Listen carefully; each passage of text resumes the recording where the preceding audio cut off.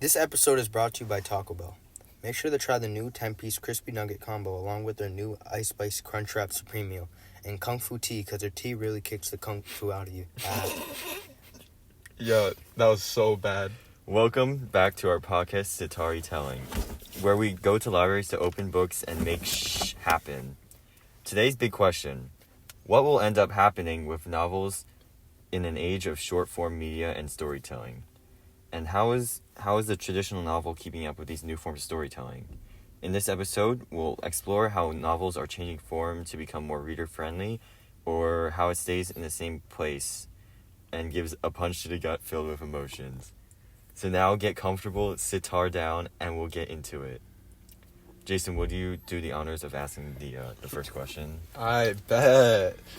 So our first question is going to be discussing how do you define the novel? So I'll go to you, Rohan. For me, I think that a novel is like a book read in the present day to learn about certain problems or just to enjoy a good story in a readable format.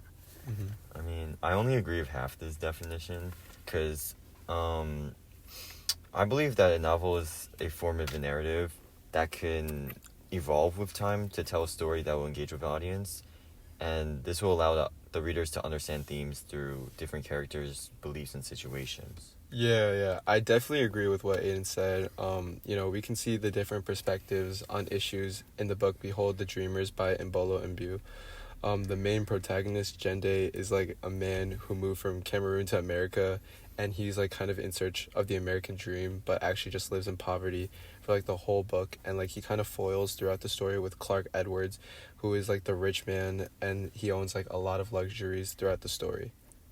Let me jump in real quick. I agree with all this, but this is just an example of the issue between the rich and the poor. This could relate to all problems where there's one group of people who can be affected by the problem while another group is not. Alright, so I think we have our definition of the novel now. So I think we should switch gears and talk about how the style of a novel can change.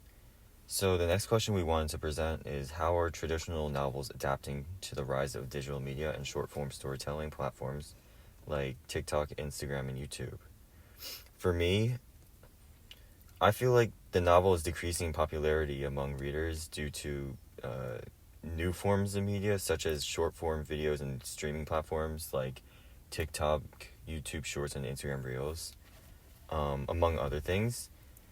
But novels like Behold the Dreamers by Mbolo Mbe demonstrates that the traditional novel can still overcome new forms of media due to its insight into social issues in the world and the opportunity to provide like this emotion and inner thoughts for each character. Aiden, not gonna lie, like you make a really good point, but I just think that social media can do it just like as effectively as a novel can. Like looking at the lens today, like we live in a digital age and we're seeing like a lot of things transform to like online, and like an example would be like sheet music. You and I are both musicians, and we both know that like a lot of musicians now just use an iPad instead of using actual sheet music. And we also see that like in technology it's just like more convenient. Like we see today that there are more people that would rather like reach for a phone than a book. And also like technology's ability to have like this much power over us like kind of like demonstrates its creativity and capabilities in our lives. And through like other forms of storytelling such as like TikToks and Reels like you mentioned, or maybe like a simple narration, they can easily like capture like the story rather than just like showing it by word. And it's just like, and it's not even like limited to that, I guess. Like creators are so creative nowadays. There are just like countless ways that they can tell a story, and it can just be like transformed into like a better, more creative way of like getting the audience's interest. Yeah, I agree with that. And honestly, I can't really see that as being a bad thing. So I know novels are mediums that offer like exceptional detail and emotion, but even good films today can accomplish this. Like you can see this in the show like V for Vendetta, which gives you as much detailed internal conflict and deep emotions as the novel ever could. But the only difference here is you can experience it visually rather than needing to read 300 pages to get there. So some may even argue that visually watching it is even more appealing than looking at words too. I guess that makes sense. I mean, Some of it, I guess, I would agree with. Some of it, I don't. I would say our world, yes, is quickly evolving for the new generation of people living on this planet. And it would make sense for many of them to gravitate towards new form of technology, as that's like what they grew up with. Even like our generation as the Gen Z, technically, we didn't really grow up with anything except this new type of technology that keeps evolving, and that's what we're just used to. But that being said, there are many lessons given in books that you cannot get from short form media. And as Mark Twain once said, history doesn't repeat itself, it rhymes. So I like this quote because I feel like it's a good interpretation as to why books might also be always useful in society. And these lessons in the text pertain to social issues that might be resolved, but will eventually come back, as well as to issues that will always be relevant. For example, in our book, Behold the Dreamers, the author gives us a perspective from an immigrant to America looking to make a fortune. And we can see like the massive wealth gap between the rich and the poor from the contrast between Jende's family and Clark's family. And they describe Jende's apartment as, quote, poverty with the worn out brown carpet, the retro TV sitting on a coffee table across from the sofa, the fan in the corner struggling to do the job of an AC, the fake flowers hanging on the wall and doing nothing to brighten the living room, end quote, from page 163.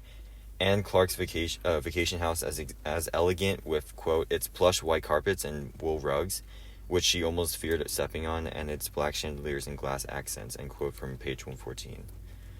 And through this contrast between the two lifestyles, Mbe highlights the huge contrast between social classes. And this is a big problem that hasn't really ever been resolved, and we can learn from these books to be, like more empathetic to certain groups or people to actually create this change. Wow, you certainly had a lot to say there, Aiden. But, I see what you're saying, definitely. But, here's the thing, okay? Our society is evolving so quickly through digital media that it's essentially, become a part of us. Genuinely. I cannot go anywhere without my phone. And, I know I don't account for society, so I'm just going to bring up someone who is a bit more experienced in this field. So, Jean Twenge, he graduated from UMich undergrad. Oh, sorry. Apologies. She graduated undergrad, UMich, and then master's at UChicago. And now she works at San Diego State University with a PhD in psychology. And she says, in the context of digital form, media, and reading, that there's no lack of intelligence among young people, but they do have less experience focusing for longer periods of time and reading long-form text. And that's what Jean said. And now, this was published around, 7 years ago, meaning that if it was prevalent then, it is most certainly prevalent today, and probably more extreme due to new forms of media being added since, TikTok. And I feel like this just shows, how society's been moving in the way it is today, and that, kind of novels won't be able to keep up with these kind of trends and be forced to change, direction. Yeah, that's a great point Jason brought up. It's just, inherently true that our attention spans have been shrinking. And the way that we're starting to consume stories is changing fast. And I think novels just can't compete with the speed and, convenience of digital forms of media anymore. You could agree with that, right? Personally? Yeah. And to add on, it's just about the immersive effect of digital media that separates it from a novel. A really well-made film, for example, can really immerse you into their world visually and emotionally, even more effectively than a novel could. And it's just obvious that if we have engaging new formats that give the same depth as a novel, but in a shorter amount of time, people will start to turn away from those novels. Wait. What's, a movie that's made you feel that way, Rohan? When I watched, Avengers Infinity War, this was a while ago. Avengers? Yeah, it gives a lot of, good visual. Oh, so you liked it way better than the comics, is that what you're saying? Yeah. Oh, Yeah. that makes sense. Okay. Okay. All right, continue, sorry. So I was just going to ask you guys, what ways do you guys think that contemporary authors are experimenting with form, structure, and voice to reflect the digitally fragmented world? That's a good question. Good question, Rohan. Okay, let me go real quick. All right. I think a big way that authors are trying to adapt to a digital fragmented world is understanding how children these days have a very short attention span, And in order to keep them interested, they have started to use more pictures we've seen, especially we can see this with the genre of graphic novels. And when you say like a good example was like earlier this year when we read V for Vendetta. I mean, like, I think it was an easier way to read just because the images did all the envisioning for us. I